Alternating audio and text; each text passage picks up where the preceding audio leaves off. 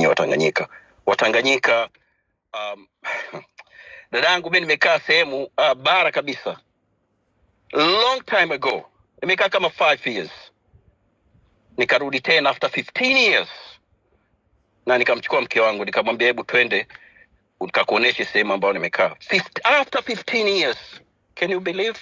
Wow. Nimekwenda pale, yule mke wangu mwenyewe ameshangaa, anambia how you get respect, why these people that respect you like this? Nikamwambia the human being, they are truly human being.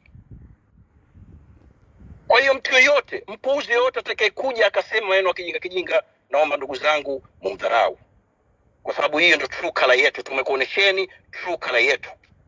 Leo Mheshimiwa Lissu alosimama na sisi na Zanzibar kuitetea, kusema Zanzibar imemezwa. Kuna yule mchungaji pia Mtikila alisimama. Watanganyika, they are very hardworking people, they are educated people, they are not jealous, they always look for for the better life. They don't have time for that stupid things, gossip things. Lakini nani wenye matatizo hayo? Wazanzibari, tuache upumbavu, tuache unafiki.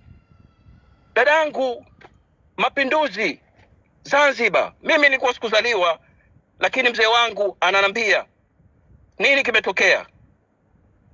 Unafiki inafika hadi mtu jirani anakwenda kuambia wale watu ambao wauaji, anaambia bwana watu fulani kama wewe una majirani wako, waambie bwana nendeni huku mkajifiche. Halafu wanakuja wale chinja anawaambia bwana wale pale wako pale. Kwa hiyo jamani, tuache unafiki.